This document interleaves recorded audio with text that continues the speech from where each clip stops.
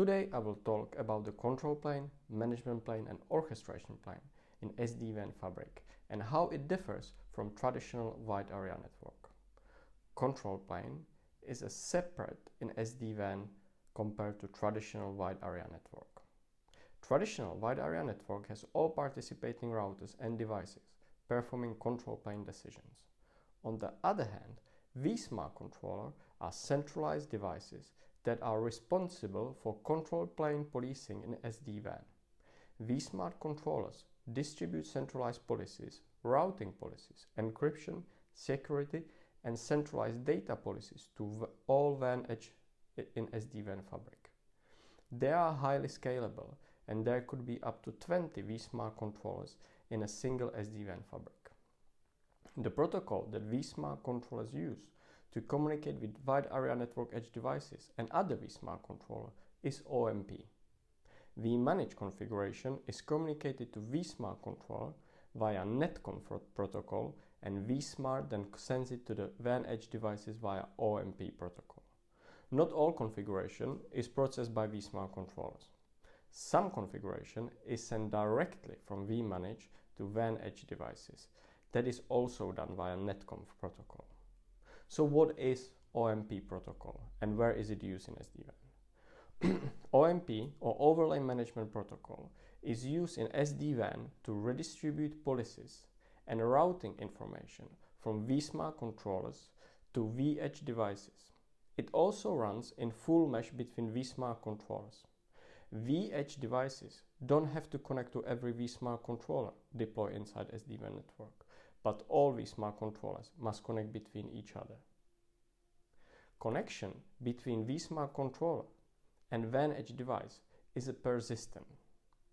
Connection between vSmart controllers are in place to protect consistency in SD-WAN policy redistribution. OMP is running inside a TLS or DTLS tunnel, with DTLS being the default option. Before I will carry on with other topics, please hit the like button and subscribe to this channel. It will help me to grow it. Next section is a management plane. Centralized management in SD-WAN is a big advantage over the traditional wide area network solution. vManage is a centralized single pane of glass management portal that is used for policy creation, troubleshooting, and onboarding in SD-WAN fabrics and many other functions. Each wide area network edge device has a single management connection to the vManage, even if there are multiple transports. vManage controllers are scalable and clustering of vManage controllers is recommended for high availability. However, if there is a loss of connection between vManage and WAN edge devices, the SD-WAN fabric will carry on operating based on the last known configuration. Just changes to the SD-WAN are limited during a vManage outage.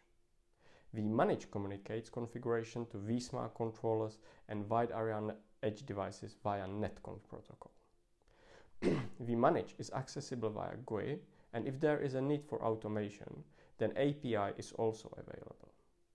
Part of the management plane is also VPN 512. VPN 512 is the default management VPN in Cisco SD-WAN fabric. The VPN number 512 is not changeable. It is one of the two predefined VPNs inside SD-WAN fabric. Those VPNs are VPN 0 and VPN 512. Orchestration plane. vBond is the controller that provides the initial bond between all parts of SD-WAN fabric. vBond is kind of the gatekeeper of SD-WAN. Only successfully authenticated devices are allowed to join SD-WAN fabric. The devices are not keeping a persistent connection to vBond. WAN edge device only keeps connection open to a single vBond for the time that is necessary to authenticate to SD-WAN fabric and then connect securely to vSmart and vManage controllers. Once a vEdge device has successful connection to other controllers, vBond connection is not required anymore. On the other hand, vSmart and vManage controllers have a persistent connection to a WAN edge device. That means there is at least one persistent connection to vSmart and vManage controller from every WAN edge device. Part of the orchestration plan is also initial onboarding of devices to SD-WAN fabric. Initial onboarding of wide area network edge devices can be done in multiple ways. ZTP or zero touch provisioning, this is used by Viptela devices.